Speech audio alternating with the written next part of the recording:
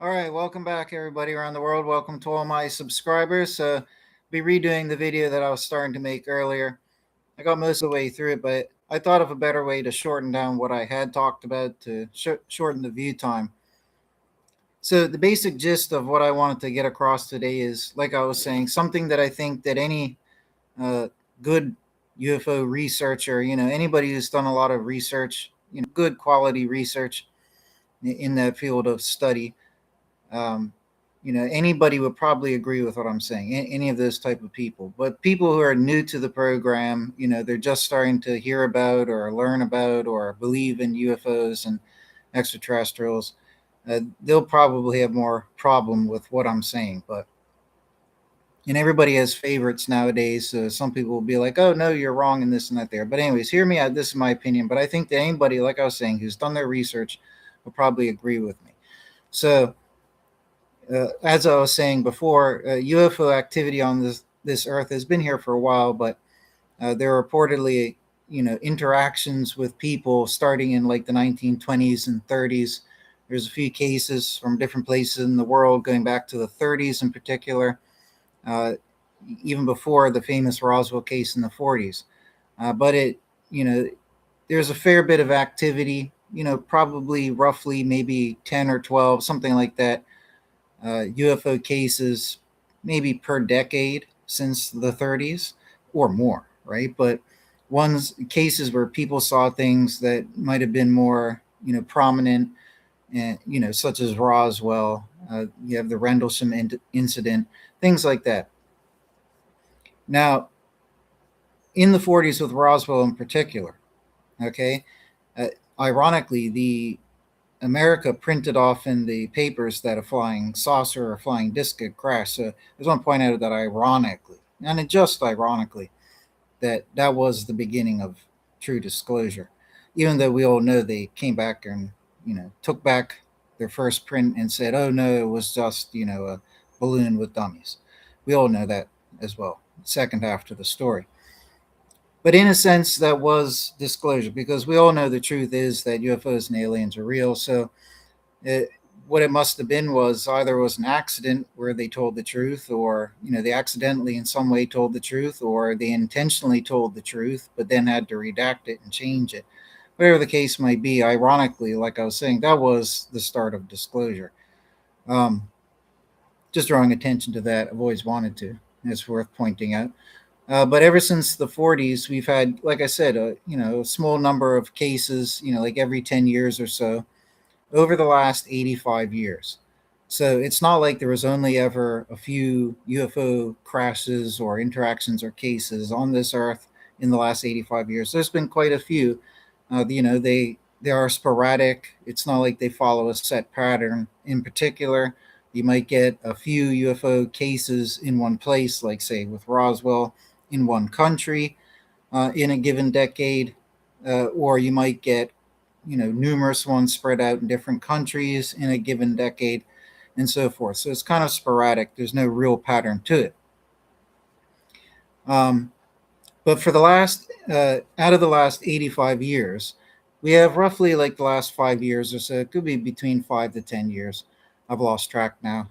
Everybody's been waiting so long, but there started to be disclosure talks in the last 5 to 10 years. Now, that's what I'm getting to today because the gist of it is, like the title says, that I think that the waters have been muddied. And not that I'm not saying that was the intention of this disclosure process that's undergoing, but let me explain. I'm sure most people will agree. So, like I was saying before, out of the last 85 years, we spent the first 80 of them, the public, I mean, with our knowledge of what we knew. We had a knowledge base in UFOlogy, Roswell, the 1930s events, the 1950s events, various things, Travis Walton, blah, blah, blah, various different, events and episodes throughout that 80-year period. There's also some figures, figures like people, and I'll try not to name names today, but there were various figures that came out, not that many credible ones, in my opinion. Uh, but one of them in particular, this gentleman, I think is probably the in terms of volume that was disclosed from this person. I think that this one individual he's very well known, but I believe that this one individual has given us the highest volume of actual disclosure of anybody else, maybe even of everybody else combined. This one individual.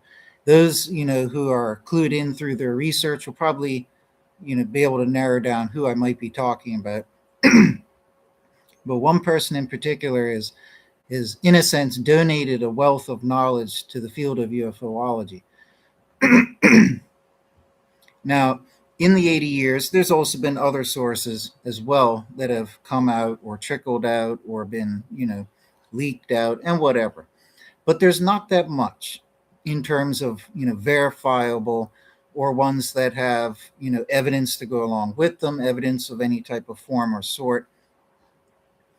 And sometimes, you can't say it's verifiable.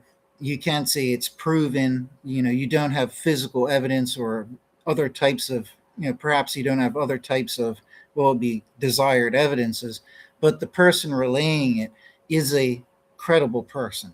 You have cases like that as well. So you take what they say not as strict, pure, 100% evidence, like tangible evidence, but that what they are saying is more likely to be true because they are highly credible, right? So in those first 80 years, we didn't have a lot of sources that were credible, but we had sufficient because over those first 80 years, there was a wealth of core knowledge that was relayed to the public in the various different ways that it came out. Some of it was from interactions between, craft and beings and people, right? Some of the knowledge has been obtained from those experiences from individuals, not just from like whistleblowers or whatever. But the basic knowledge that was gained was pretty substantial. Now, you would think that with this in the last 5 to 10 years, right? So out of the 85-year period, that's a long time for this UFO activity and all the secrecy. But like I was saying, for the first 80 years, bit by bit, we got a pretty good wealth of core knowledge. Then in the last 5 to 10 years, there was a huge push for disclosure because people got tired of the 80 years of secrecy or however long it was. So, they had the disclosure hearings, and so many people have come out of the woodwork, people of all sorts of different tiers, right? You have people who, are apparently or allegedly, actual whistleblowers who held important positions or significant positions. Then you have other people who are relaying things that are from whistleblowers. You have anonymous people posting things places.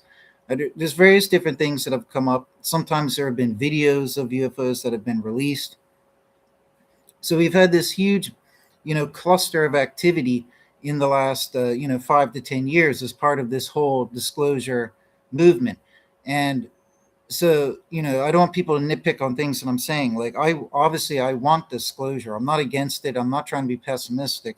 And I'm not saying that it was the intent of the disclosure movement to muddy the waters. But what undeniably has happened is that we went from having that core wealth of information and knowledge that we already had from the 80 years.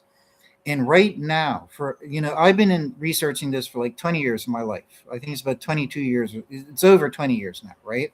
So I'm not new to this, and I've seen the change, right? So I know that those first 80 years, we had a good wealth of knowledge, and now it's like the landscape is as full of debris and flotsam. There's so much tidbits everywhere, and you really don't know what to believe. Now, whereas if you compare it to the last 80-year period, you had not tons of credible sources, but at least a fair small number of credible sources who relayed information in their own ways, whether they were experiencers, whether they were whistleblowers, whether they were allowed by the government or military or whatever it is to relay some information and let some information out. Different types, different situations, but we had enough information there to know a good body of core knowledge. And now, like I said, the landscape is just littered with all this stuff. And whereas before we had a good core that was credible from credible sources, now we just have so much debris and flotsam. Now, yet there's always been debris and flotsam, But because of the rise of social media and everything, that's what makes it different now. Everybody has this push in front of their faces. They don't have to go to certain, meetings or groups or clubs or events or gatherings, or buy certain books or buy certain movies or catch something on TV in order to learn about this or join the UFO circle of interest. No, nowadays there's social media. People find out about stuff without even looking for it because of how these media platforms work, right? Which is actually kind of a good thing because it's helping to spread, knowledge and information of all types, beneficially to mankind. There is always an upside to everything and usually a downside to everything as well. But because of social media, a lot more people are aware of this stuff now. Now, this of course will lead to a rise in people who are LARPing, who will make up stories and all of that. Of course, over the prior decades, there were a few individuals. Again, I'll try not to name any names and single people out here in this video, right? But there are a few famous people who cropped up who became very famous in their circles and in their time. Some of them are still stubbornly famous today, like the followers are stubbornly still believing them. But there are these few examples were pretty much proven to be frauds. So we've always had flotsam. That's what I mean by that. We've always had all this debris of tidbits over the ages. I'm not denying that, but without a doubt, we've had an increase of that stuff. And the reason why is because of social media and this push for disclosure. The push for disclosure came during the rise of social media.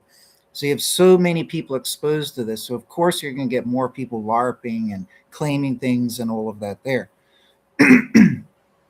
You could also, I'm not saying this is happening, but it's possible that you could get disinformation campaigns that are coming down from the higher, powers, the authorities, who are trying to, maybe they want to protect certain information. Maybe they think certain information shouldn't be out and they just want to help kind of protect it. They have good reasons for everything that they do.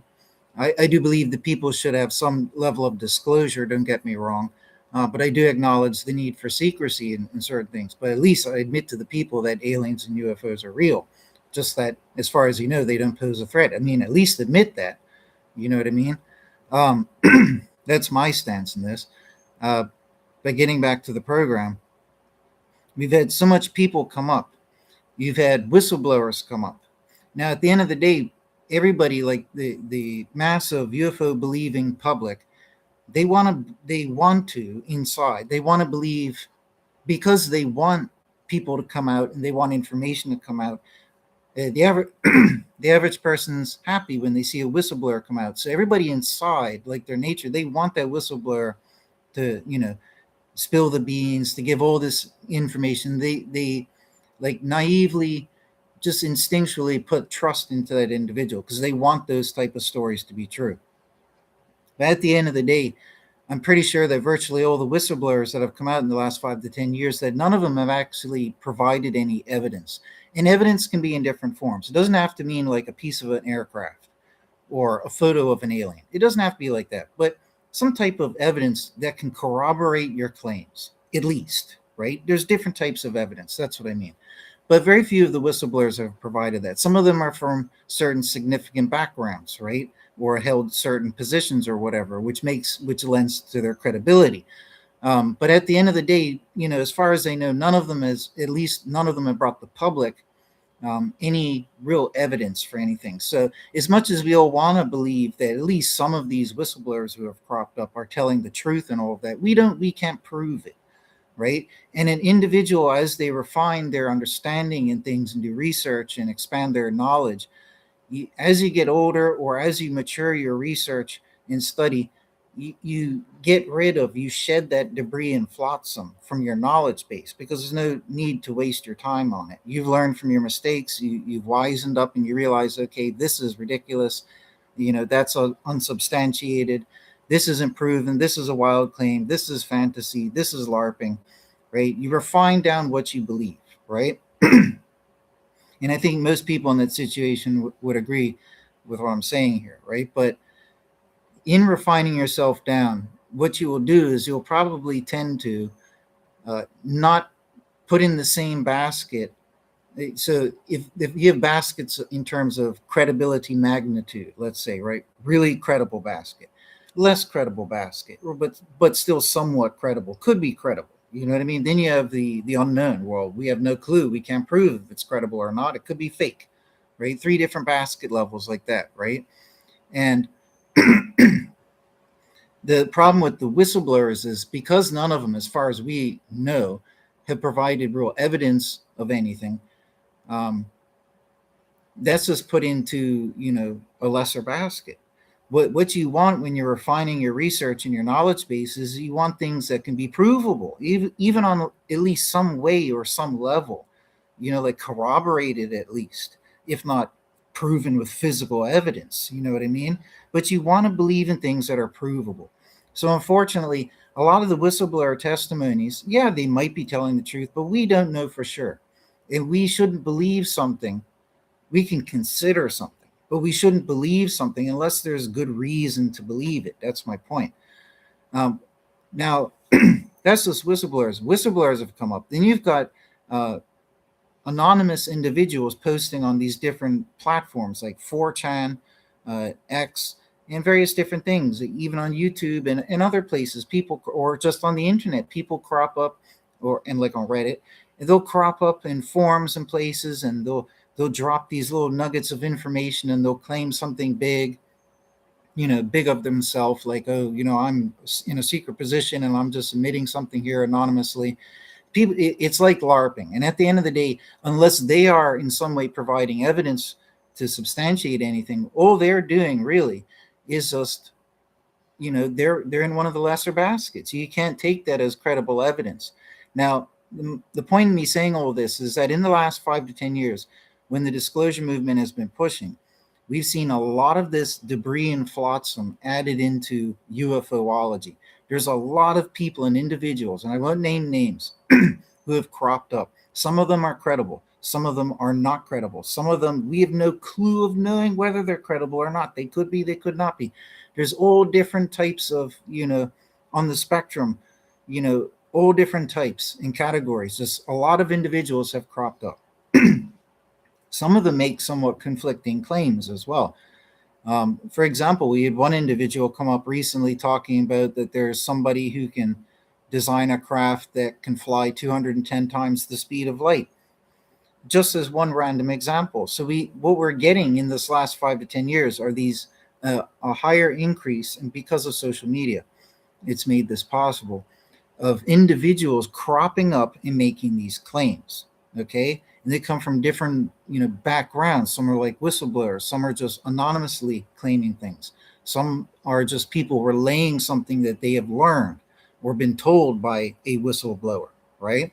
All different types of categories. You have like figureheads, and you have spokespeople for different areas in UFOlogy who speak on this topic, or figureheads in disclosure and all this. You have like Mr. Corbell, Mr. Elizondo, various different figureheads who are out there pushing for this and that there, right? So we have a lot of stuff that's come up. So there's a lot of stories that are out there. So right now the landscape, like I said, is just filled with all this debris and information. And that's what I mean by it's muddied the waters, because in those prior 80 years, we didn't have that issue, right? And like I said, yeah, it is partly due to social media, right? Which has pros and cons, right? It's good to get all sorts of knowledge out around the world, but it can also come with, cons as well, right? But there's no denying that the waters have been muddied. Now, the problem with muddying the waters is that it makes, especially for people who are new to UFOlogy, it makes it harder for people to discern what is true or not.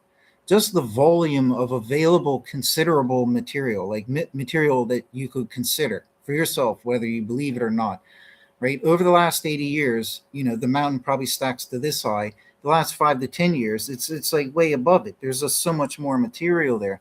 And for people who are new to this, like, younger people coming into the, like young adults or whatever, they're coming into this and, considering UFO reality for the first time, and they're starting to do their research. When they do their research, they're going to see that huge landscape filled with debris and flotsam. And it's going to be hard for them because it's a burden on them, because They have to do so much more research and spend more time researching and fact checking. Oh, is this credible at all? Should I waste my time believing this? Any thorough individual will do some background research on a topic or a source. You know, just if you're not sensible, you wouldn't do it. But if you're sensible, you do that to make sure you're not wasting your time, right? So the problem with all this flotsam is it's making everybody spend a lot more of their time doing like cross-checking and referencing and researching, verifying, and all this. But I think at the end of the day, very little, I mean, very little, has been added to the wealth of information that we had already from the prior 80 years. So that's the other main point that I wanted to make. So with all these effort, disclosure, I want disclosure too. I acknowledge that there's reason for secrecy for certain things. Okay. But I think that what needs to happen is that disclose disclosure should be made to the people because it's a human basic right. And in America, as an example, 50% of the population believes in UFOs and that they visit the earth. Okay. And there's tens of thousands, if not hundreds of thousands of people, if not millions, who have seen UFOs or had even some of them interactions to whatever varying degrees. Okay, so when you think about those numbers, there's so many people in America who have either seen them or even recorded them in some way, but some have had interactions, but 50% of the people believe in them. You would think that disclosure would be granted, right? And I think a basic level of disclosure should be granted. Like, yeah, UFOs are real.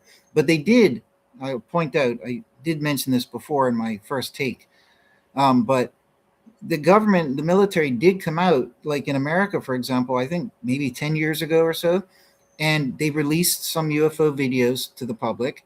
And in whatever way it was that they stated, they acknowledged that UFOs exist and they provided videos. I mean, this was pretty fantastic. So that was the true beginning of disclosure in a sense, right? Because it's coming from who you want the disclosure to come from. It's the people in charge, the authorities. You want them to just say, hey, look, this is what's going on, just so you know, so that you're not deprived of knowledge of your lived reality. Here's some information so that you can be kept up to brief, right? That's what they want. They want that from the people in charge, right? And it would create a better relationship between society and government. You wouldn't have delusional people coming up with conspiracy theories about the military and the government because they don't know the truth and they're believing all the debris and flotsam that's out there, all these crazy conspiracies that people come up with. A lot of them are, like they're just negative. You know what I mean? Some of them are dark, some of them are potentially dangerous, right? I don't think anything has really come of anything like that, but it's not good to have, um, you know, inaccurate, conspiracies which are just falsehoods. They're not accurate. That's what I was trying to say. They could alleviate all that by giving disclosure and say, hey, look, this and that is real, this and that is real. Here, look at this craft, maybe. Here, look at this alien body that we've studied, blah, blah, blah, blah, blah. They could do this, maybe tell us about a few of the alien species. They could do that, but keep so much stuff that they want and need secret, but they could at least give the people the disclosure that they've always wanted. And by doing that disclosure, what would happen is all of that debris and flotsam would start to disappear, right? Because of a lot of it will be disproven.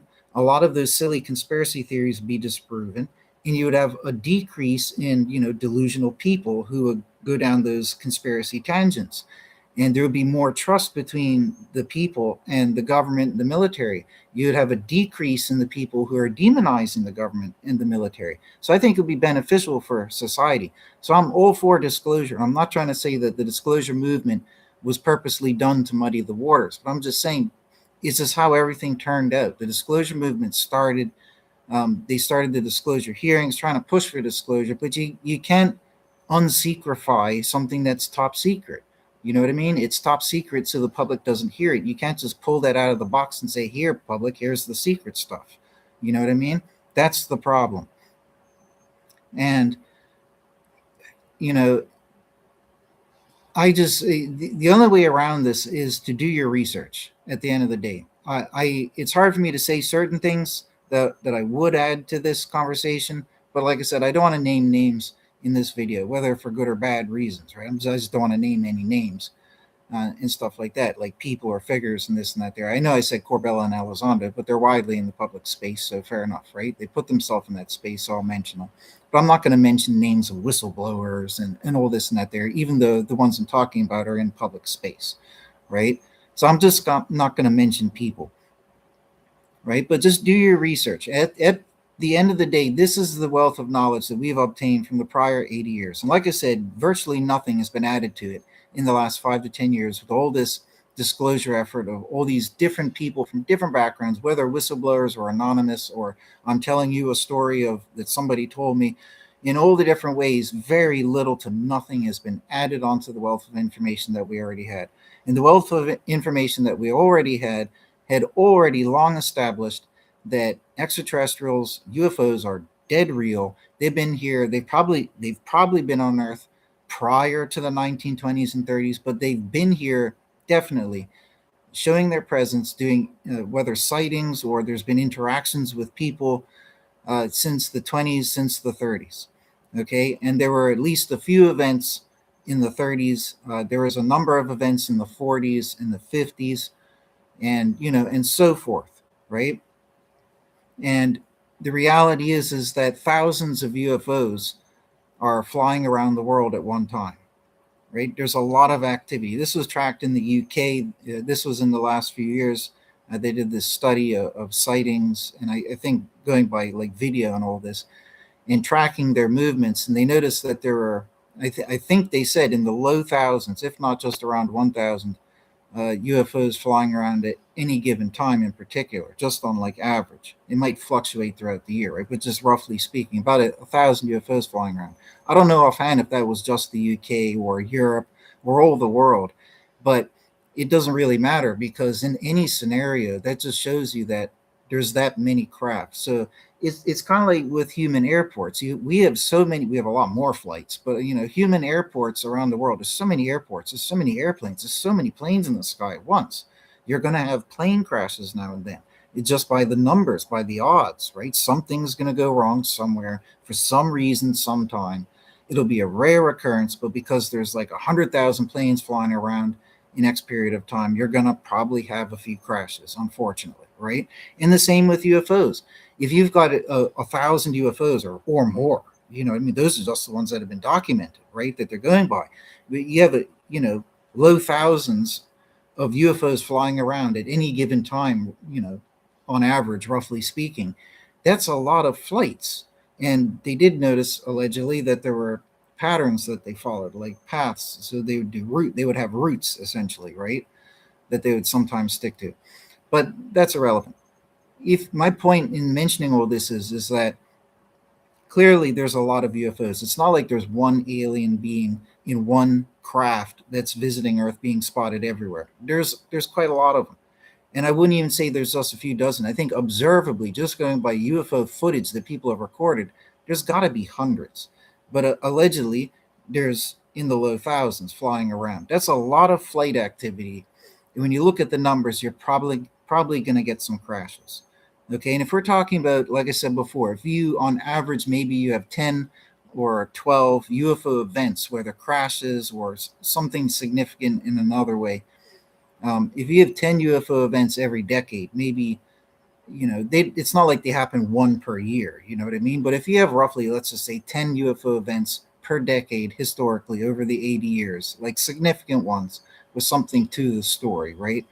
Whether they had witnesses or there was debris or, there's an alleged story about it afterwards, like things were retrieved or back engineered or whatever, right? There's usually about 10 events like that per decade.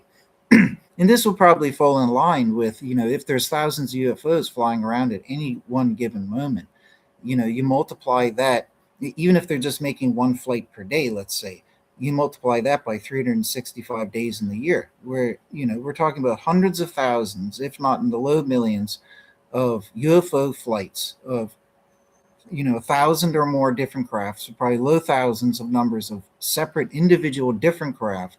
That's a lot of craft doing hundreds of thousands, if not low millions, numbers of flights over the course of a year. You're probably going to have a couple crashes.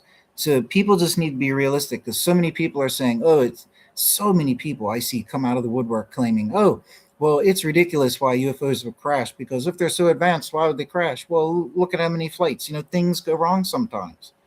Okay, there's explanations for these things.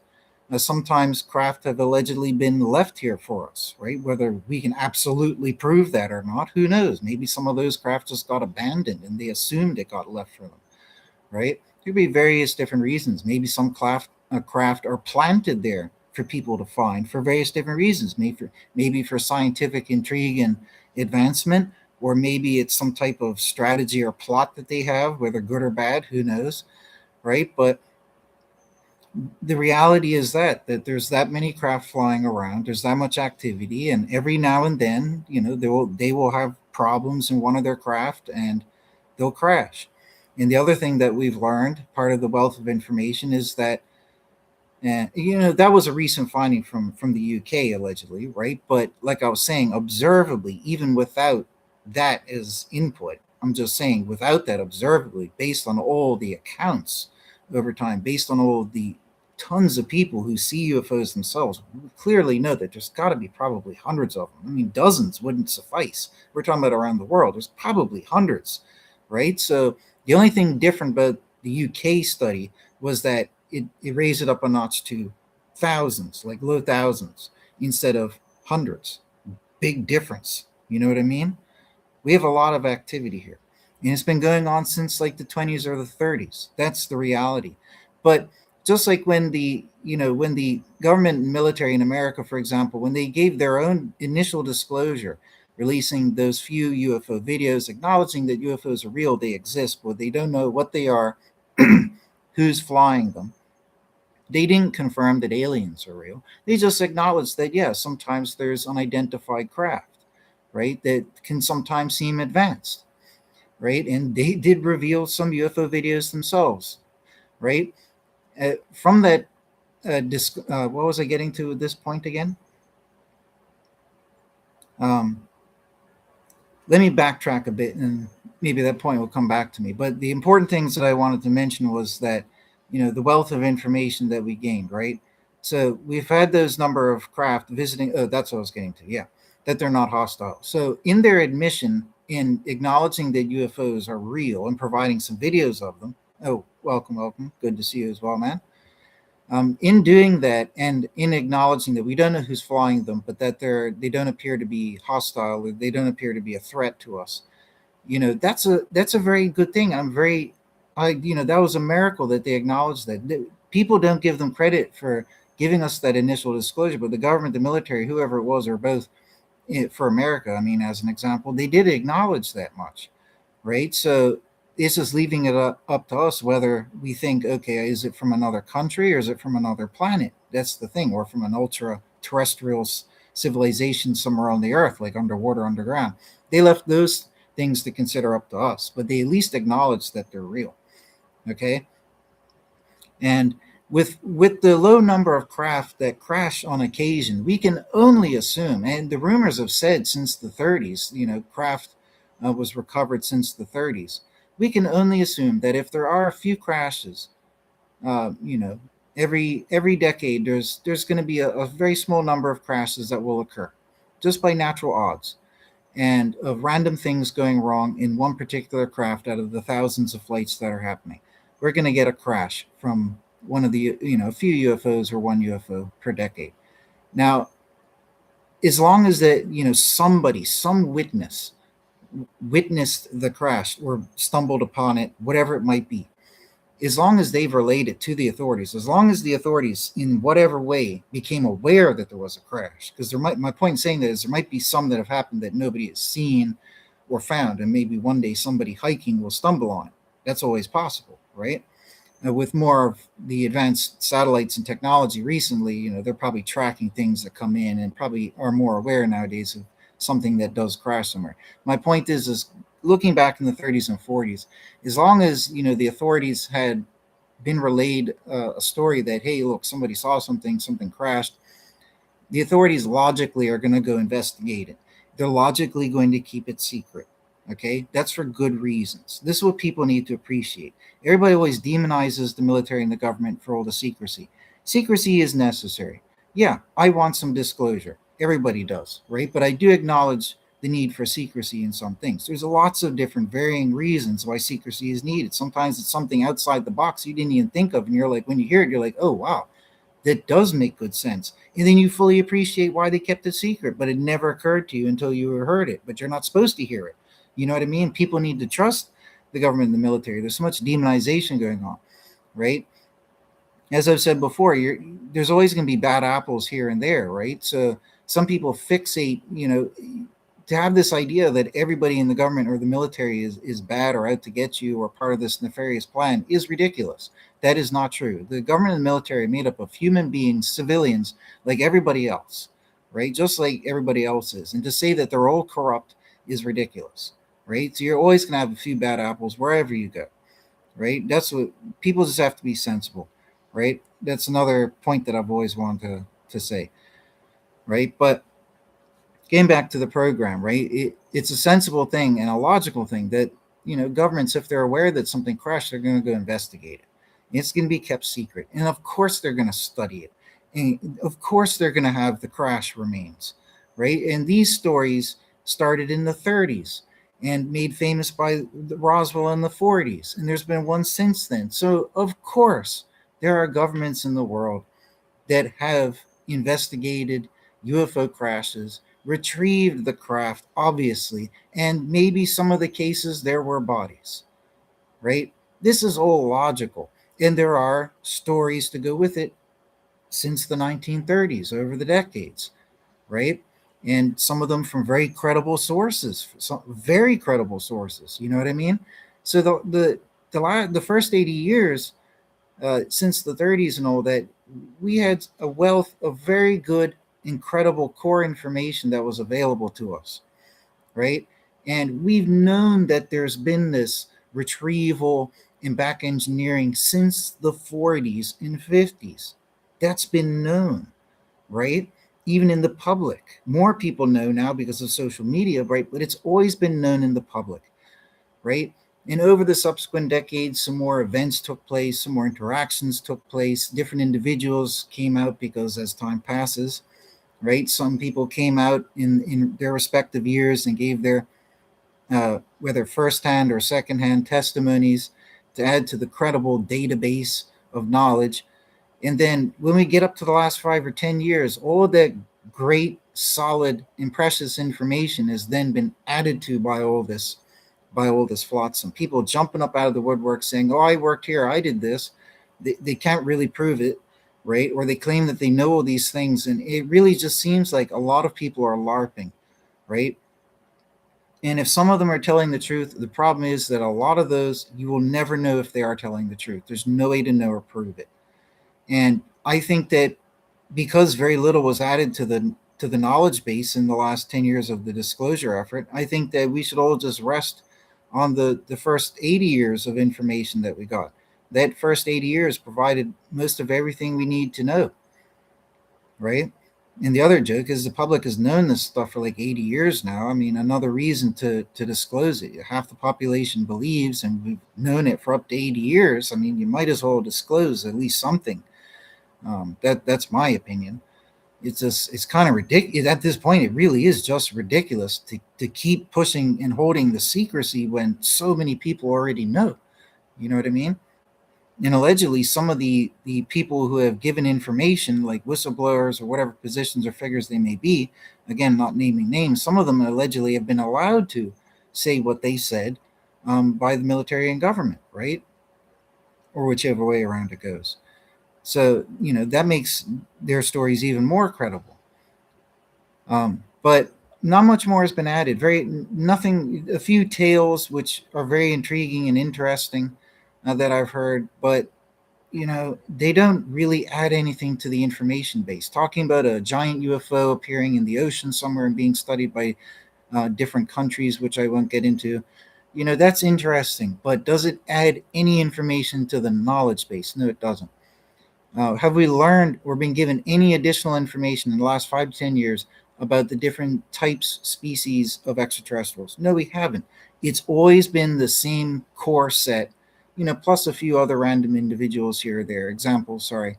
But it's always been like the human types, like that look Nordic or just human, and in other, they might look a little European, like Spanish or something with darker hair, or they might look more Nordic with blonder hair, different things like that. Some might look like they're from somewhere in Asia. There's different cases like that. So apparently, there's a lot of extraterrestrials. And again, the information for my claims here come from credible sources. There's quite a lot that look human, and like the various looks that humans have here on this earth, which makes the story of why they're here just so interesting. And that's why I wish we could all have some degree of disclosure of why all this is going on, right? Apparently, a lot of them look human. One of the other main types are the grays, which are very famous now. The real grays are the taller ones that are about 5 foot or taller. Those are the real grays. The shorter ones tend to be allegedly biological robots that are made to help serve the taller grays or the human types. And there's many credible cases, like with Travis Walton, for example, where he said that the shorter ones were like biological robots for the taller Nordic human types, right, who seem to be in charge. And other alleged abductees have relayed the very same message over the decades, even going back to like the 30s. So the information about the different types of being, the main types of beings that visit us or that are here for whatever reason, it's been quite consistent over the first 80 years. Very, very consistent.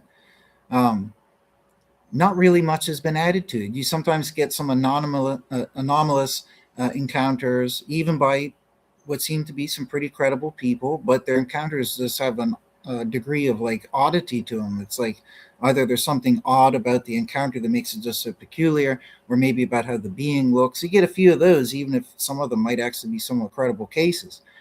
But on the vast whole, you just have the human types, the grays. Those are the two main types. So virtually, I can't say virtually all, but the vast majority of, as far as we know from encounters where the people see the beings, right?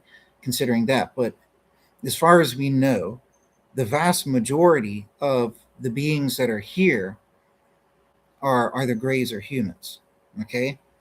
And they're said to work together, right? So what other types are there? Why are there so many different types of the human ones coming here? Are they all from the same place? It's very, very interesting. So we don't know, but they could be from another planet. It could be that they've had either or of their types. They have bases on the moon. They may have been there for thousands of years. Who knows? They may be on this earth inside certain mountains, underground in certain places, in the bottom of oceans or lakes in certain places, and they may have been there for hundreds of thousands of years as well. It might be a small number of them here. It might just be an outpost, or maybe they just have laboratories here, like a scientific outpost, maybe, or maybe a strategic or a military outpost for like the solar system or the galaxy that they have here, or on the moon, or on nearby planets or whatever. There could be that type of presence. But I think what is clear is that whoever's here, and all of them, on the vast whole, they don't interfere with humans. Of course, there's a lot of interaction and sightings and all this, and a lot of alleged abductions, most of which are not hostile, some of which are just neutral or for study, or like they're checking on the people. Very little of the abduction cases are actually negative. And I also don't believe most abduction cases. Some of them could just be dreams or hypnagogic, or gosh, I said the word yesterday, now I can't remember it. But those sleep time hallucinations that people get when they wake up and they have sleep paralysis, right? You have things like that occur. Some people just have fanciful imaginations, or when they go to have, they might have had a dream, and then they think they got abducted, so they go to a psychologist, therapist person who does that. What do you call it? Where they trick your brain and you go into regression therapy or something. I don't believe any of that stuff. Like, I'm sorry. They could be telling the truth. They might be, but we have no bloody way of knowing, right? So you can't really, I don't waste my time considering anything that came from regression therapy. No offense to anybody who's done it. You could be telling the truth. I just have no bloody clue. It's very easy for the mind to create false memories. You may have had a dream where you saw and experienced things, and then your imagination will just be adding to a dream, so none of it's real, and you'll never really know, right? There's different cases where people know that they got abducted. There's no question in that, and they'll go get regression therapy. And sometimes those people admit, well, I don't know. I've seen one of them say, well, I don't know for sure if my mind was just making this up as a false memory, but I also recalled this. But they might clearly, distinctly know that, yeah, I was taken while I was awake, taken into the craft, but then they made me go unconscious, and I don't remember what happened during the procedure or whatever, right? And then they get regression therapy for. So you have different degrees of people. I'm not saying that every abductee I don't believe. I'm not saying that there's a fair number that I do believe, but I just don't believe anything from regression therapy because you just have no way of proving it, right? But uh, so I just wanted to mention that as well. A lot of people, there's a lot of footage and clips and interviews of people where at first you're like, oh wow, his story is so interesting, but at the end you learn it was from regression therapy, that they learned like everything or mostly everything, and it's just very very disappointing.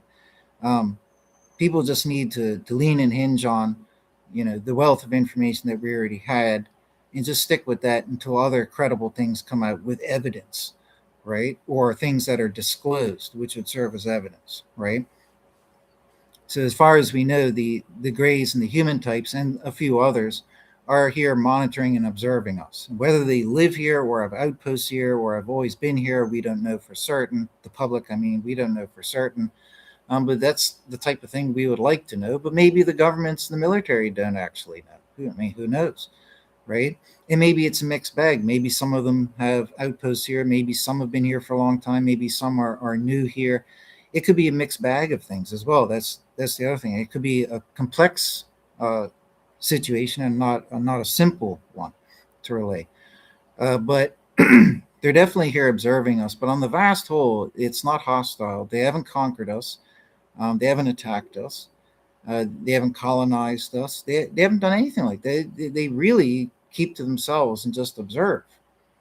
So from that action that they do, you can kind of, glean an understanding of what they're most likely doing here is observing us for some reason.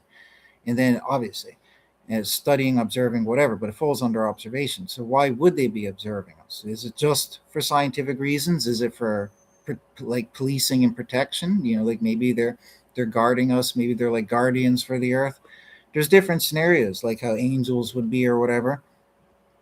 There's different scenarios that we have, and maybe the ones who police us also come down and do scientific study on us, just every now and then do a sample, see what diseases might be existing on the planet, and just keep check on us, in a hospital, in a doctorly kind of way. And that might just be part of their overall policing program to help, just look after but not really interfere with humanity.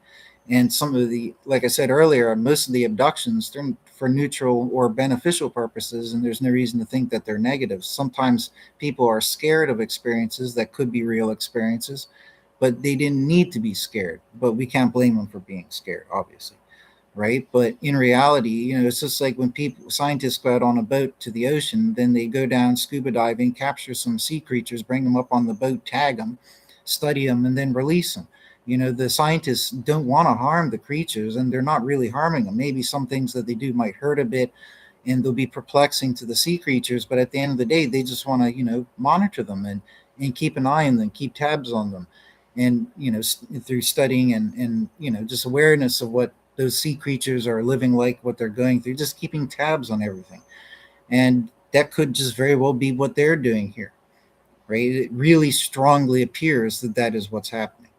And if they're not interacting on a vast scale, then clearly I think what we can see and ascertain just using logic alone is that the predominant logical reason for their presence here, the Greys and the human type ETs, is a beneficial one to mankind, neutral to beneficial, or entirely beneficial to mankind, in that there must be a law of non-interference. They're allowed to interact to degrees in certain instances, but I think there must be some form of a law of non-interference, like a general law of non-interference. And that's why they just don't land out they don't just land out in the open, and they do sometimes, right? But I mean, everybody lives their normal lives. You don't see UFOs land in the park one day while everybody's eating lunch, right? That might happen once in a blue moon, and it becomes one of the famous UFO cases, like the Zimbabwe case with the school kids, right? But generally speaking, they don't do stuff like that, right?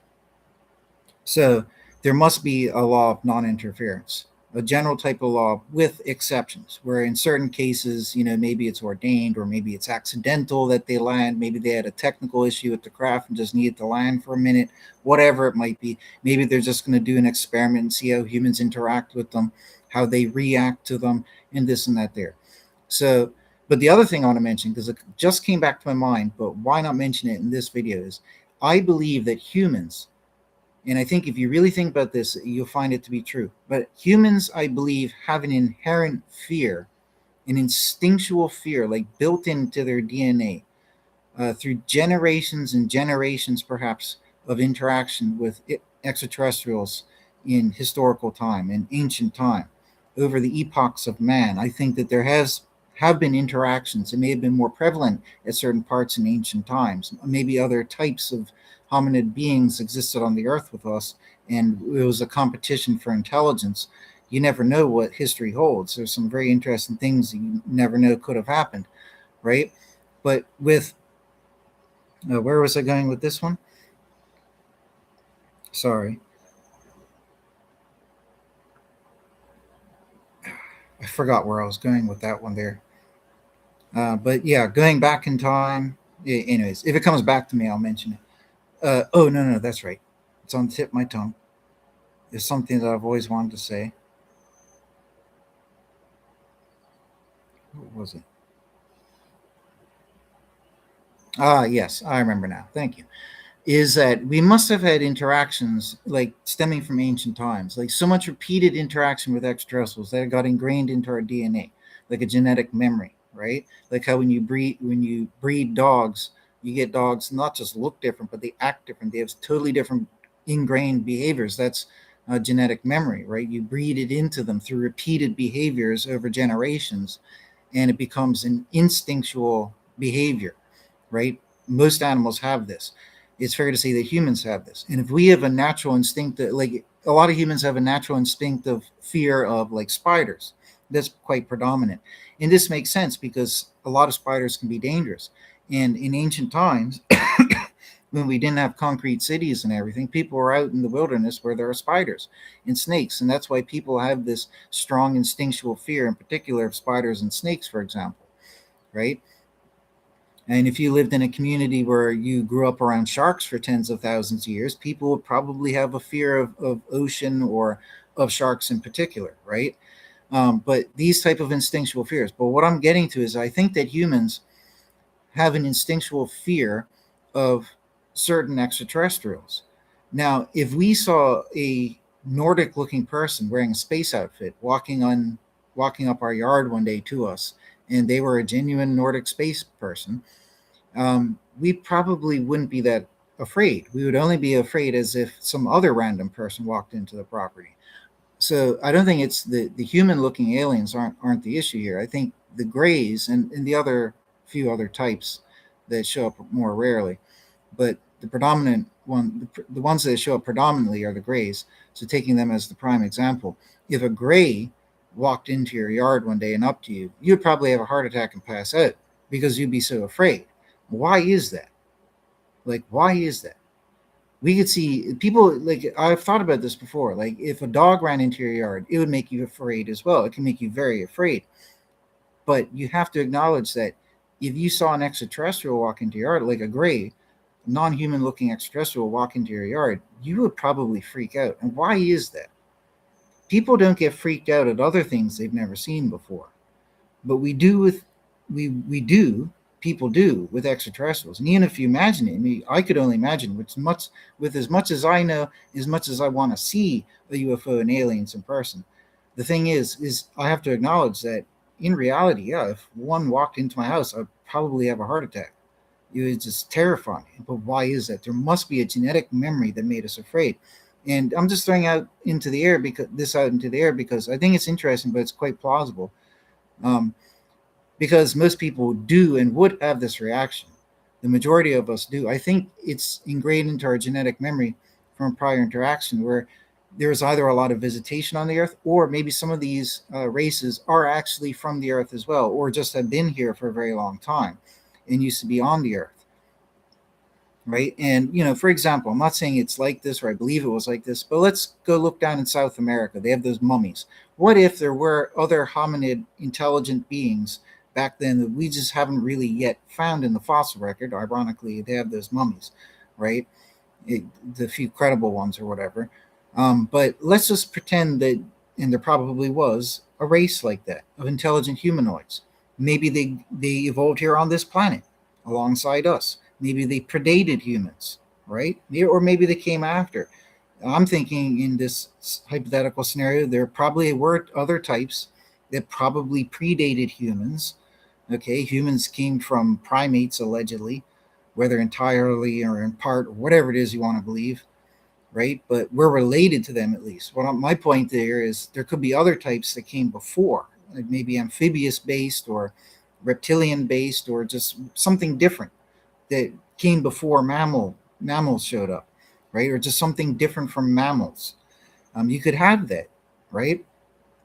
So, and there, just imagine what it would have been like with these other intelligent hominids back then. Ancient primitive peoples. If you imagine like the cavemen, the Neolithic people, and all that living around these other hominid beings, it would have been like contentious times. They would either worship them like gods if they're more intelligent than they were, or they look at them as like demons. And the same likewise for any visitors, any visiting beings that came to the earth. It would have been the same likewise. Any visiting from the any visiting the earth would have been regarded as angels. And if they did anything bad, they would have been regarded as demons. But I think that there probably were, humanoid type races, other species that evolved on the planet, or maybe some were left here, deposited here. Maybe a UFO or a few crashed over all the thousands or millions of years, and you had some castaways who managed to survive. You could have there's all sorts of different plausible scenarios that could have happened. I mean, it's fair to say that in millions of years of Earth here, or going back to the time of dinosaurs, tens of millions or hundreds of millions, it's fair to say that if we know that UFOs crash like they do now, there's probably been loads of UFO crashes on this planet. I mean, there's probably tons of UFOs buried everywhere. I think probably, any UFO, extraterrestrial society, if they know that one of the craft goes down, especially if it's a manned craft, they're going to send their own units down to retrieve it. So I think the vast majority of UFO crashes are probably retrieved by their own kind, even ones going back into ancient times. But there's probably still tons of UFOs. I mean, talking about this right now is bringing me a deja vu from a dream that I've had, where I explore like these underground ruins and find like this underground temple in places, and like there's ancient UFOs and stuff like that. I mean, just really amazing stuff. But at the end of the day, it's entirely possible that it's plausible that in millions of years there are definitely probably some UFO crashes somewhere, and they're probably just buried over in the sands of time. Maybe some of them are pushed down into the ocean off the shore through all the continents moving and plates shifting and lands rising and sinking over the millions of years, and volcanic activity and earthquake activity and all that type of stuff. History can hide a lot of things. I mean, most of Egypt was covered in sand. Uh, Göbekli Tepe, however you pronounce it, was completely covered in sand. I mean, those underground cities were completely covered until people discovered them. I mean, who knows what's out there, frozen under the ice in Antarctica, or in other polar regions, even up in Canada or across the vast region of Russia and Siberia. There's could be so much stuff under ice, under sand, under soil, under foliage that we just haven't stumbled upon yet. And there's probably a lot of it that's been coming here or crashing here since the last, in the last millions of years. Probably a lot of it. So I think it's probably highly likely that out of all the crashes over all the millions of years that could have happened, you would have had some survivors in some of those cases. And in some of those cases, they weren't retrievable. Maybe I would say I like to assume that most of them were retrieved, but there are probably some cases where they weren't retrievable. They crashed here. Maybe they were on a solo mission or solo flight. Maybe I don't know. There's different scenarios, but What would happen when you have those beings here? You have an intelligent being that probably has a craft, has his devices, and they go to speak to the primitive humans. They'd be revered as gods. All that stuff is entirely possible, and I highly doubt that anything from another planet, nothing from another planet, could breed with us. That's ridiculous. It would have to be from this planet and related enough to humans in order to breed with us. Meaning, it would have to be a mammal. It would have to be very closely related to humans themselves in order to breed with us, unless it was done through artificial, like genetic manipulation, right? But natural breeding could only be done by other human types, essentially. You wouldn't have grays interbreeding with us. We don't turn into the grays. The grays didn't turn into us, and all of that. That's just not going to happen, right? So it's possible that genetic manipulation and genetic interbreeding, like that interbreeding through genetic manipulation occurred. I mean, that's possible. But who knows? But I find all that stuff very fascinating. It'd be very, very cool one day to find out if there are like ancient UFOs. There are allegedly, but it would be very cool to find out if there are ancient UFOs, just buried under the sand or the dirt or underground. Maybe they're in Egypt somewhere. Maybe the ancient cultures probably found these things as well. And this explains where you go back to Greco-Roman mythology. Their gods were probably human type ETs that came down, right? Or a breakaway civilization that was more advanced than this Earth. One of the two. It doesn't matter, right? They're human like and they're advanced. They're human, but they were more advanced. They had these devices. Can you imagine if like the ancient Greco-Roman ancestors, you know, they lived alongside some of these beings, or the Greco-Romans did, in ancient times, and then that would explain like Zeus's rod and Mercury's cap, or Mercury's boots, and the various different things. These could have been like technological devices that they had. And when you think back like millions of years ago, can you imagine what would happen if like a bunch of cavemen walked up to a UFO crash? That could start religions just in itself. They would say like the sky is falling, and then they would concoct a whole science and culture and belief around the idea that the way that earth and sky works is that the sky can fall.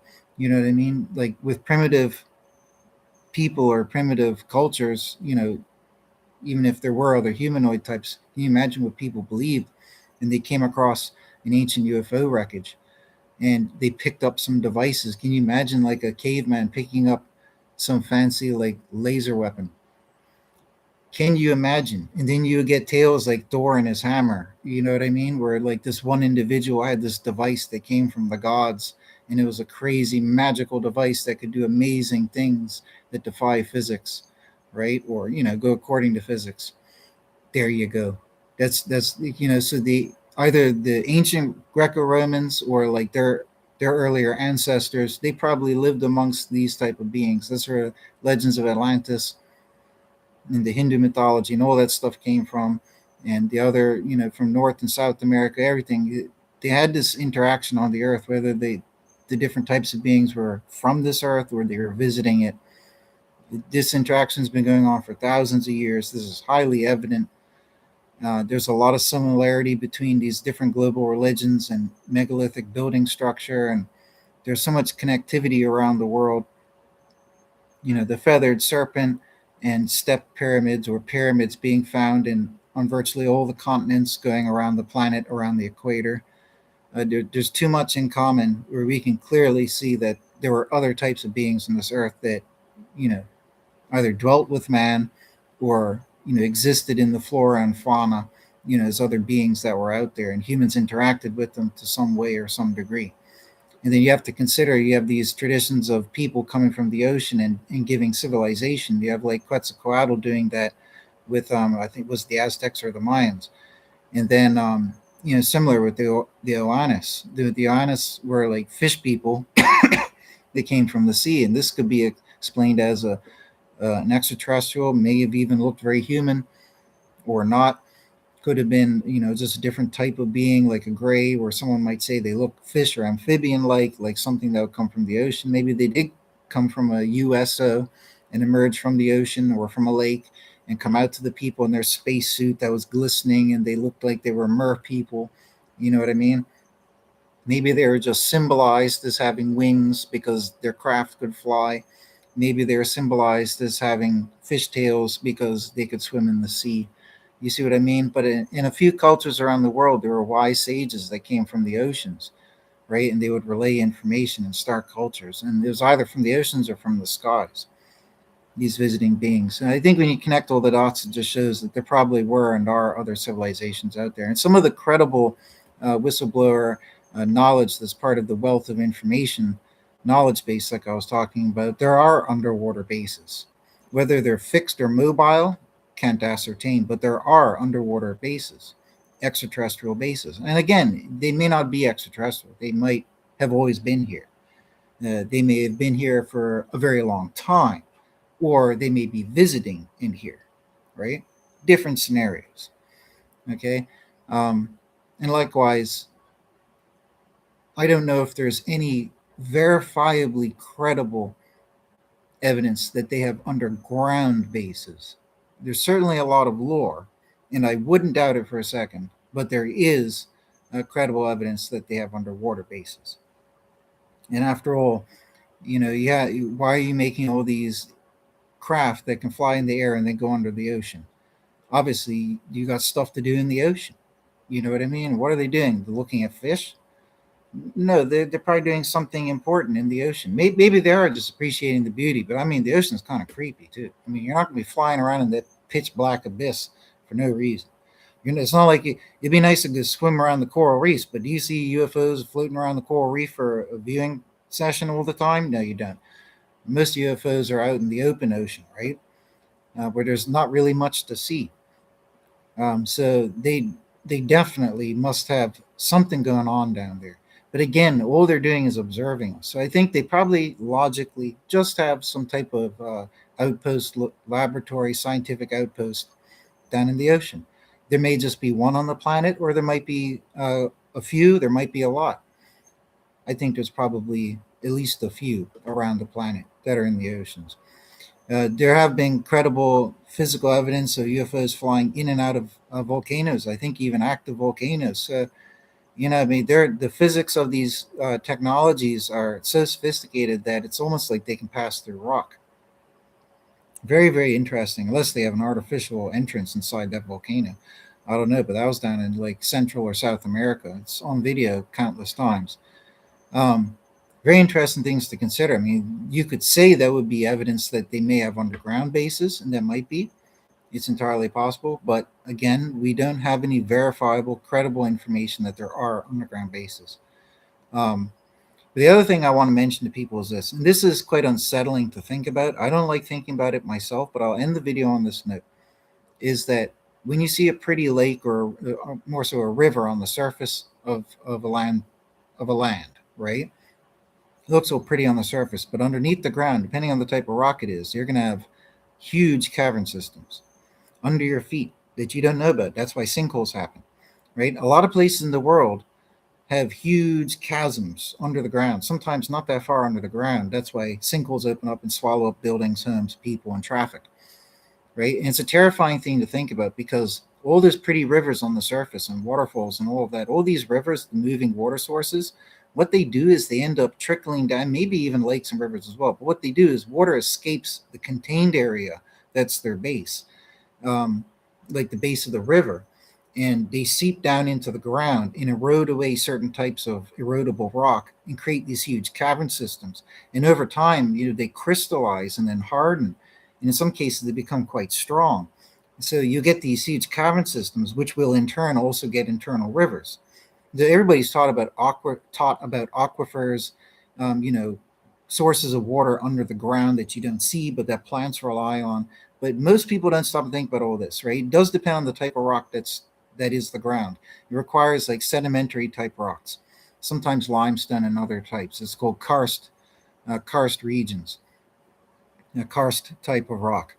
And what I'm getting to is that over the hundreds of millions of years, billions of years of this Earth, with water on its surface and all the changes and cosmic things that have taken place in this Earth, with like meteors and asteroids and things over time, we have the Grand Canyon that's no longer a river. There's been a huge, amazing changes, and even in sea level over all this time, we have all this change, all this water flowing. You have caves, like even where I live, there are caves, ocean caves that are way up in the air because the ocean level was that much higher that much long ago, right? So there's been so much change, but what I'm getting to is that there's probably massive cavern systems, and there are in a lot of places underground. And if you apply the river, under the river concept to the oceans, what if there's things under the oceans? What if the oceans, because all that weight, it's like you have a fish tank, you have one little crack or hole in the fish tank, all that water is going to come out with force. What if at some places in the oceans there are little cracks and fissures, which there are, where water has the ability to not be forced away from, but to go into? That's a terrifying thing to think about. And what if over time it would have to be rock that's erodible or it can be weakened by all the water pressure? But what if there are certain places, it doesn't have to be everywhere, where it's weak and there are cracks or fissures and the ocean itself is actually leaking down? And over the epochs of time, it creates chasm under the ocean itself. And then that chasm fills with a second ocean. And if I'm not mistaken, they have proven this in science in the last bunch of years, that there is an ocean under whichever ocean it is. That's also very terrifying to think about. And what the hell lives in those deeper oceans? Hopefully nothing. But that's kind of scary to think about.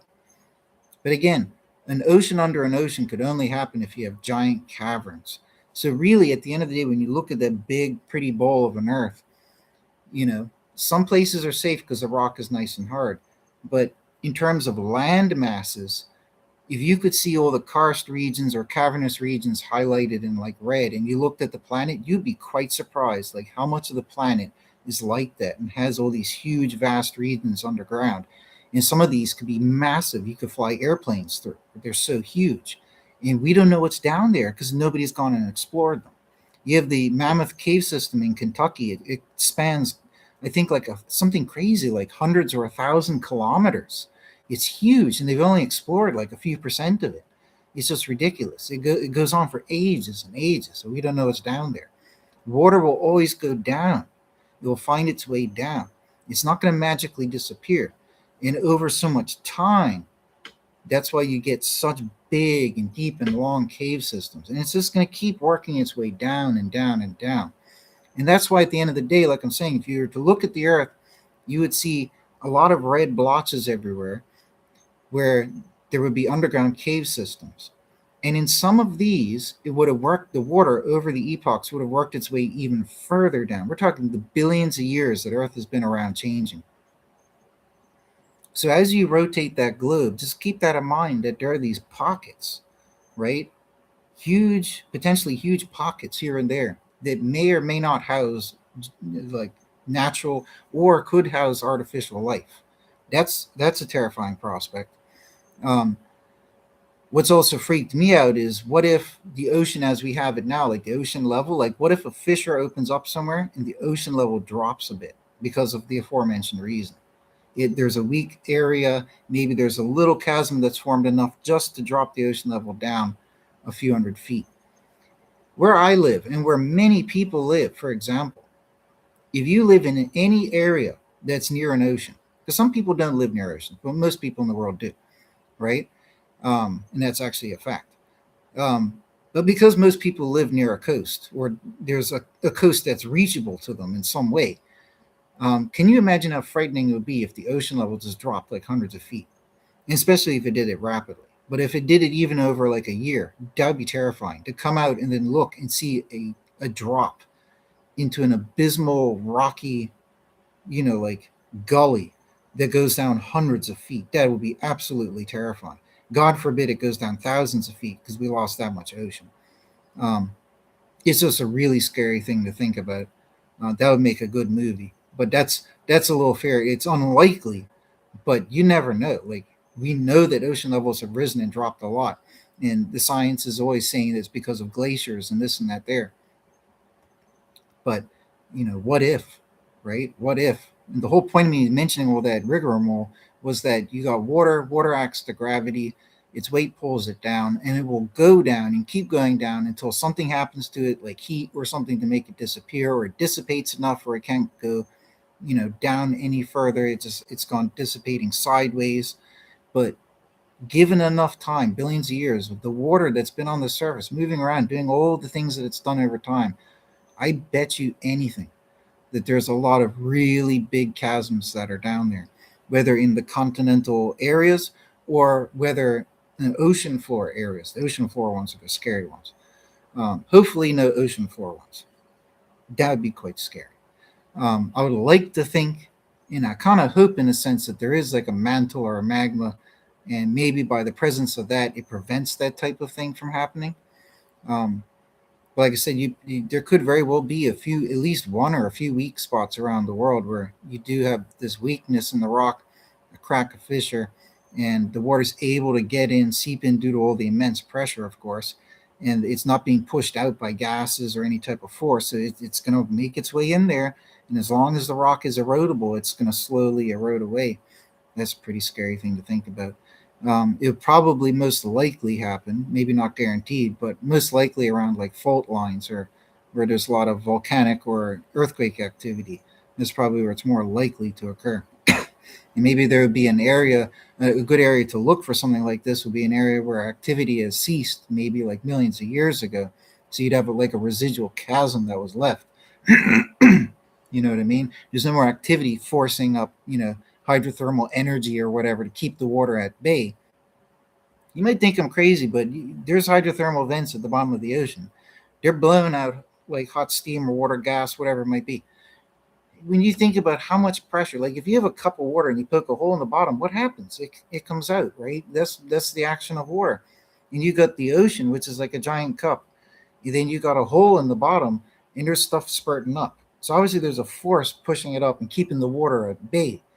But what if some of those forces die off in places, and then there isn't that force to keep the water away, and the water starts to seep in? It's going to seep into where all that gas and stuff was coming out of. Very, very scary. Anyways, take care, folks. God bless, and sleep well tonight after hearing that.